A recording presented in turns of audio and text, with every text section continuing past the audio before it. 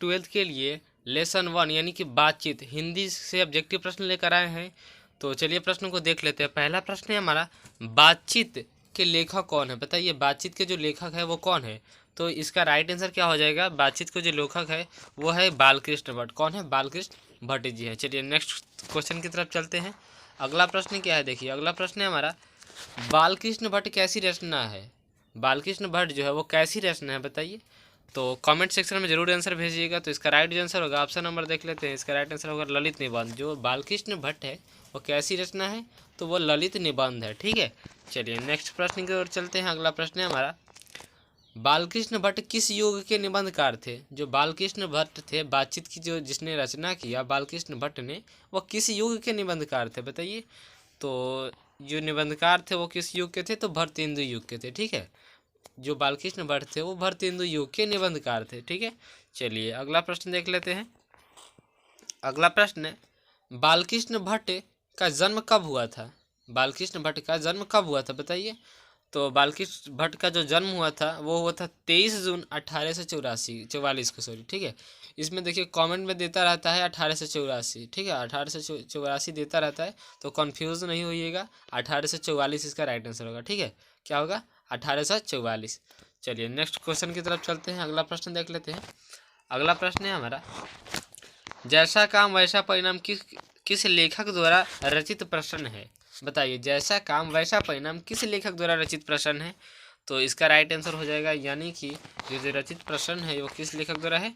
तो वो है बालकृष्ण भट्ट द्वारा। किसके द्वारा है? बालकृष्ण भट्ट द्वारा। चलिए नेक्स्ट क्वेश्चन की तरफ चलते हैं। अगला प्रश्न है हमारा, बालकृष्ण भट्ट किस युग काल के रचनाकार है? देखिए युग बोला था तो किस युग के थे? तो भरतेंदु युग के। लेकिन यहाँ पे पूछ रहा है किस काल के थे, तो किस काल के थे? तो यहाँ पे इसका राइट आंसर हो जाएगा आधुनिक काल के थे। जो बालकृष्ण भट्ट थे वो किस काल के रचनाकार थे? आधुनिक काल के रचनाकार थे। ठीक है, चलिए नेक्स्ट प्रश्न की तरफ चलते हैं। अगला प्रश्न है हमारा, यहाँ पे आपको दिख रहा होगा स्क्रीन पे। अगला प्रश्न है, किसके ना होने से सृष्टि गूंगी प्रतीत होती? मतलब किसके ना होने से सृष्टि जो है वो गूंगी प्रतीत होती? तो इसका राइट आंसर हो जाएगा, यानी कि वाक्य शक्ति। किसके ना होने से? तो वाक्य शक्ति ना, जब आपके पास वाक्य ही नहीं रहेगा, जब किसी के पास शब्द ही नहीं रहेगा, तो क्या होगी? पूरी सृष्टि गूंगी प्रतीत होगी। ठीक है, चलिए नेक्स्ट क्वेश्चन की तरफ चलते हैं। अगला प्रश्न है कि बातचीत से मन किस प्रकार का हो जाता है? बातचीत करने से मन किस प्रकार का हो जाता है? तो आप लोगों को तो पता ही होगा कि बातचीत करने से क्या होता है, मन जो होता है हल्का एवं स्वच्छ हो जाता है। ठीक है, हल्का एवं स्वस्थ हो जाता है। चलिए नेक्स्ट क्वेश्चन की तरफ चलते हैं। अगला प्रश्न है हमारा, यहाँ पे आपको दिख रहा होगा, बोलने से ही मनुष्य के रूप का साक्षात्कार होता है, यह किसने कहा था? देखिए इसमें जितने भी प्रश्न आपको मिल रहे हैं सब इंपॉर्टेंट प्रश्न है चैप्टर 1 से। ठीक है, आएंगे तो इसी में से आएंगे।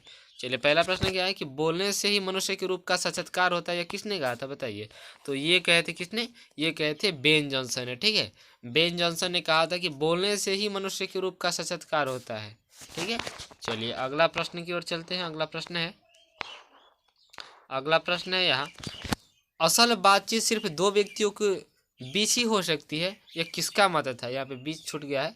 असल बातचीत सिर्फ दो व्यक्तियों में ही हो सकती है, यह किसका मत था बताइए। तो ये जो था वो एडिसन का मत था। किसका मत था? देखिए यहाँ पे राइट आंसर होगा एडिसन। यानी कि एडिसन का कहना था कि असल बातचीत दो व्यक्तियों के बीच होगा सही से, मतलब कि जो सही बातचीत होगा वो दो व्यक्तियों के बीच ही हो सकती है। बट बेन जॉनसन का कहना था कि बोलने से ही मनुष्य का रूप का साक्षात्कार होता है। ठीक है, चलिए अगला प्रश्न क्या होता है। अगला प्रश्न है हमारा, नाटक खेल के प्रारंभ में होने वाले मंगलम पाठ को क्या कहते हैं? जो नाटक होता है प्रारंभ में जो उसे मंगलम पाठ को क्या कहते हैं? जो नाटक में शुरुआत होता है उसे कहते हैं हम लोग नंदी पाठ। क्या कहते हैं उसे हम लोग कहते हैं नंदी पाठ कहते हैं। चलिए अगला प्रश्न है, कौन सी रचना बालकृष्ण भट्ट द्वारा रचित नहीं है? कौन सी ऐसी रचना है जो बालकृष्ण भट्ट नहीं लिखे हैं? तो इसका राइट आंसर होगा मेघदूतम। जो मेघदूतम है ये बालकृष्ण भट्ट ने नहीं लिखा है। ठीक है, ये बालकृष्ण भट्ट नहीं लिखे। तो चलिए नेक्स्ट क्वेश्चन की तरफ चलते हैं। अगला प्रश्न है, बालकृष्ण भट्ट ने किस पत्रिका का संपादन किया? किस पत्रिका का संपादन किया था? तो वो संपादन किए थे हिंदी प्रदीप्त का। ठीक है, बहुत इंपॉर्टेंट प्रश्न है। चलिए अगला प्रश्न देख लेते हैं। अगला प्रश्न है हमारा, बालकृष्ण भट्ट ने हिंदी प्रदीप्त नामक मासिक पत्रिका कब निकाला था? उन्होंने जो मासिक पत्रिका निकाला था वो कब निकाला था बताइए। तो इसका राइट आंसर हो जाएगा इन्हें 1877 में उन्होंने निकाला था। ठीक है, चलिए नेक्स्ट क्वेश्चन तो देख लेते हैं। अगला प्रश्न है कि बालकृष्ण भट्ट की निवास स्थान कहाँ था, मतलब बालकृष्ण भट्ट कहाँ के रहने वाले थे। तो वो रहने वाले थे कहाँ के, देख लेते हैं, इलाहाबाद यानी उत्तर प्रदेश के रहने वाले थे। ठीक है, इलाहाबाद उत्तर प्रदेश के रहने वाले थे बालकृष्ण भट्ट। चलिए नेक्स्ट क्वेश्चन की तरफ चलते हैं। अगला प्रश्न है कि बातचीत के माध्यम से बालकृष्ण भट्ट क्या बताना चाहते हैं, क्या बताना चाहते हैं। तो इसका राइट आंसर हो जाएगा बातचीत की शैली। बातचीत के माध्यम से बालकृष्ण भट्ट क्या बताना चाहते हैं, बातचीत